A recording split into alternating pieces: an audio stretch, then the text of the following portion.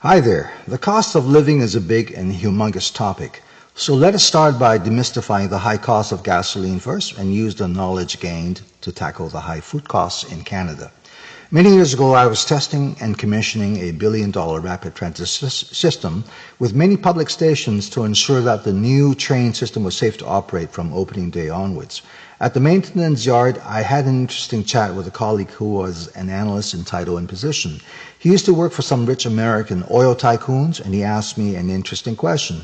Where do you think the money is made in the oil and gas industry? As he mentally drew the three main blocks for me to consider. For simplicity, the first block was the supply source of the crude oil, the next block was the refinery production stage, and the last was the public retail gas stations. We'll get to the answer shortly. He then explained that the refineries, they pay the highly qualified engineers, the trades, the management, and everyone well, and the refineries made a certain markup and profit at this intermediate stage. And at the public retail gas stations, the station operators, the truckers, made a decent profit for their operations. Then he looked at the crude and oil supply block and said that his job as an oil analyst was to advise the tycoons where to buy the crude to make the most profit after his analysis of market crude oil prices all over the world in real time, plus all other costs. He then said that his boss generally never followed his recommendations stated on the reports and made deals and bought oil from here and there. As to where the big money was really made, he said it wasn't in any of the three blocks where everyone and all facilities involved were paid well and kept happy. It was the magical line connecting the crude to the refinery, he said. As the oil tankers transport the oil to the U.S., they would stop at multiple ports along the way, and at each port of call, the oil would be marked up in prices by adding some additives or doing something to it. Lo and behold, the oil would land eventually in the U.S., substantially marked up, and that was how and where the big money was invisibly made, or made invisibly, so to speak. He then added the key point that in order to pull this off, these oil tycoons owned every stage and all the blocks of the overall operation. If the above is true, or even half true, then let's use this profitable operational model to look at food prices at the grocery chain stores. Do you remember the big Canadian supermarket bosses were summoned to Ottawa over a year ago and were grilled by members of the Parliament in a committee setting that was widely televised? I remember one supermarket boss bragged about the mere 10% profit margin or markup that the chain operates on, and I would not doubt him. If these big supermarket chains own the wholesalers, there could be many levels of wholesaling before the products land at Canadian grocery store shelves.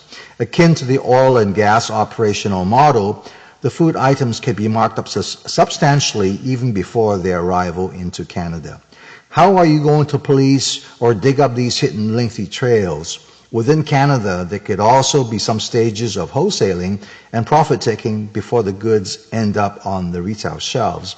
Wickedly so, wholesalers in foreign lands can exist on paper or virtually and not even in real space, physical space and time. Don't forget, the real farmers and growers are paid well or okay. And as soon as the products leave the farms, the markups occur along the way at every wholesale point, physical or virtual. And for something to ship hypothetically from Chile to Canada, there could be multiple wholesaling points in between where markups can occur. It's just business, and who is to decide whether that is legal or illegal, ethical or unethical? To do this scheme well, the big chains own and operate all the required business blocks at every level and in different countries where foods are sourced, and they take advantage of the entire process to monetize and make profits. It's very challenging for any Canadian government, be it Conservative, Liberal, or NDP, to stop this type of operational model from operating worldwide. In Ottawa, the big chain was more than happy to show its local retail books and the 10% profit mathematics to the committee investigators. But what about all the other foreign accounting books not shown or not divulged? The old adage, charge what the market or people can bear, seems to be the limiting point of the profit-taking in any business, right? Watch CBC Dragon's Den or the US Shark Tank, and the magic words profit margins entice the dragons and the sharks to invest. Now, the federal leader of the NDP, Mr. Singh, just announced during the current election period that he would implement price control on items like pastas. Price cap on what, though? The 10% markup that the local grocery chain was happy to reveal openly? Even the plumber who shows up at your home to replace your kitchen faucets and plumbing stuff would likely charge 100 to 300% markup in order to stay in business. So if Mr. Singh is able to coerce the local grocery chains to make 9% instead of 10%, it would not bring your food costs down by much. Furthermore, food items are sold at grossly marked up prices in well-off countries like G7 countries, and sold for a lot less in poorer countries where retailers have a hard time squeezing blood, meaning dinheiro, money, out of stone for the same items. And their retailers can't charge prices that the mass population cannot afford. Well, back in 1975 in Canada, there was anti-inflation wage and price control implementation to fight the high inflation of wages and rents. But those simpler days are gone, as we now live in a complex, convoluted, fast-moving, free trade environment with many businesses operating internationally with business models similar to the profitable oil and gas business model. Sounds like we are screwed for good, aren't we, eh? Well, don't despair yet. Innovation doesn't always have to be a shattering discovery or innovation of something new or dramatic, like the life-saving messenger mRNA COVID vaccine or the fabrication of the first transistors that allowed radios and TVs to be designed and built. In engineering, innovate also means finding new ways to do something more effectively and efficiently.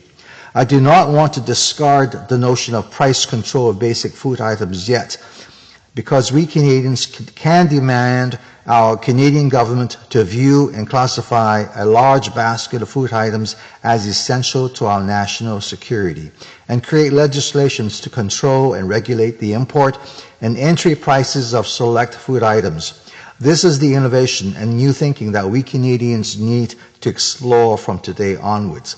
As stressed earlier, exercising price cap or control on the 10% retail margin does little to help the Canadian consumers. What the government should do is regulate and control the import-entry pricing of essential food items that land at and through our ports. For discussion's sake, if 1 pound of tomatoes can be purchased in some poorer or poorer countries for $1 with freight and profit included, then the same 1 pound of tomatoes should also land at our Canadian ports near the unity dollar mark, with necessary adjustments made to freight charges based on distance traveled.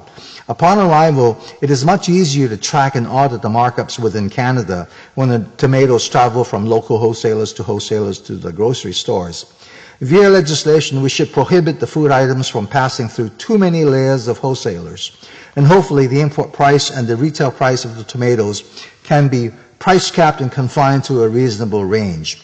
Implicitly, some acceptable range of profit margin needs to be established somehow for business to operate successfully too. However, the foundation and the main goal of this innovative price control implementation is to ensure that the food items arrive at our ports at a reasonable price to begin with, and not at grossly marked up prices upon initial arrival. If grocery chains fail to comply voluntarily with the price range provision, they can present the reasoning and the invoices to the government for detailed perusal, but the grocery chains can still be penalized for the high import costs based upon some legislated formulations. The penalty money collected can then be used to augment the running costs of the new program or to lower food costs. It's a lot of administrative stuff to be ironed out. I often surf the Bank of Canada website to look up the exchange rates between Canada and some other countries. Such daily, monthly, and annual exchange rates are kept by the Bank of Canada. Nothing is too hard to implement when computers can store massive amount of data, crunch them to generate new data and answers. For your information, the Conservatives like to make government smaller, stay out of big and powerful businesses' ways, and cut taxes for the rich. And that's conservatism in a nutshell for decades. It is amazing that so many Canadian blue-collar workers do not know what basic conservatism stands for. So do not expect conservatives to do price control, as Polyev likes to axe this, axe that, and then leave it to the beavers. Hopefully never to Kevin O'Leary, who loves profit margins. Now, if select food items are to be classified as essential for our national security, I see the Liberals and the NDP as potential stewards for this type of innovation. If there isn't enough food for everyone in Canada, then we might see chaos all over as people fight or kill for food. Operationally, essential food items that Canadian consumers rely upon and thus deemed essential to our national security will have to be defined, and daily global prices for them be gathered and tabulated, like the gathering of global interest rates by the Bank of Canada. Government analysts and statisticians will act as virtual buyers, constantly scouring the food market, supplies, international farms and grow-ops, and futures and commodities markets, and etc., to determine the reasonable price range of a list of the essential food items that are sold daily worldwide. Once the required data bank is up and running, we can start implementing the price control or price cap program to control and lower essential food costs. At this point in time, many disgruntled would-be conservative voters who may not really understand the mechanics of high food costs blame the Liberals for high food costs. It's a lot of politics, as food prices have soared globally, everywhere, even in the US. I sincerely doubt the Conservatives could do any better if it had held power in the last 10 years, because businesses have operated successfully in sneaky ways to cover their tracks of greed and profit taking in every part of the world under any governmental regime, and big business is happy to go to Ottawa for fireside chats and grillings. So stop blaming the Liberals for the high costs. No politician I know of has tried to innovate and survey and regulate the input food costs and prices as I have described, as part and parcel of a new innovative national security essential food pricing control implementation. It's time to consider price control, but only at the right point of the business tree or flowchart, and is not at the retail level where the grocery bosses confess loudly that they only make 10%. In passing, free trade agreements and other similar agreements also make it easy and easier for different operating models to be devised to maximize profit taking. That's another topic for another video series. Regardless of the April 28th election outcome, we have to innovate and control the entry prices of food items as soon as possible. I have started this new conversation via this video, and I hope some astute or clever politicians will pick it up from here. In part 2, I shall talk about some immediate common sense things that consumers and the elected government can start doing right away to lower our daily food costs. Please subscribe and you shall be notified when part 2 is published. Share my videos, please. My new public alias is Michael DD. DD spelled D and then D-E-E. I am an engineer by profession and a pop and jazz singer by passion. See ya. Thank you very much.